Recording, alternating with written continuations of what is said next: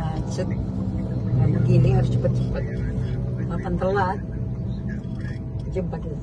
Nah, saya sambil ini tadi kan baca, kedengar ya bahwa jumlah pengangguran bertambah, termasuk di provinsi Sulawesi Selatan dan provinsi lain. Untuk Sulsel itu naik 3,97%. Provinsi lain juga karena nasional juga naik. Itu. Nah, itu salah satunya dipicu ya perang dagang, masalah geopolitik perang, kemudian kalau eksternal itu termasuk juga tarif impor dari AS. Nah, yang menarik saya ikut perbincangan di salah satu radio ya. Nah, narasumbernya itu menyatakan salah satu sebabnya itu adalah terkait dengan SDM, gitu, sumber daya manusia. Nah, yang paling penting sih sebenarnya, ini bisa setuju bisa tidak ya. Bukan hanya sekedar, sekarang ini bukan hanya sekedar transfer knowledge ya, dan transfer skill. Jadi bukan hanya sekedar transfer pengetahuan dan keterampilan. Tetapi juga yang tidak kalah penting itu adalah transfer value, nilai. Gitu ya, nilai ya termasuk sebenarnya sopan santun. Nah, itu berpengaruh di tempat kerja. Kemudian etos kerja itu kan value semua, kan nilai ya, pekerja keras, komitmen, disiplin, pokoknya macam-macam gitu ya, terkait dengan nilai. Nah, itu jadi PR kita.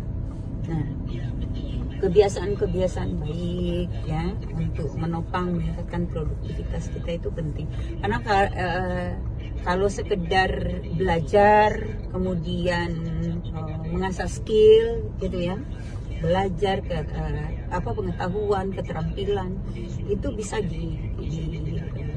dengan cepat diperoleh gitu ya.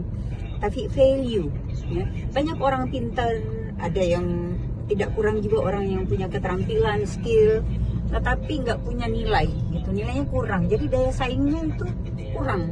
Gitu. Nah, ini jadi PR kita ya, memang ya, nggak mudah sih memang.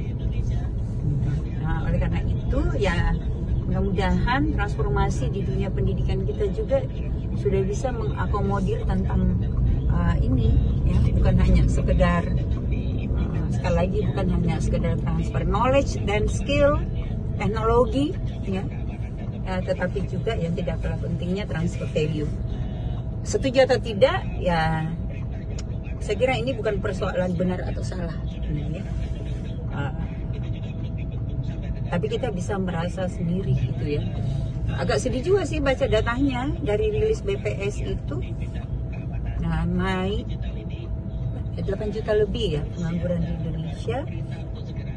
Dipicu banyak PHK, banyak ya pemutusan hubungan kerja ya. Bahkan tahun ini diperkirakan akan lebih banyak lagi. Jadi memang kondisi ekonomi lagi menantang. Jadi seperti itu.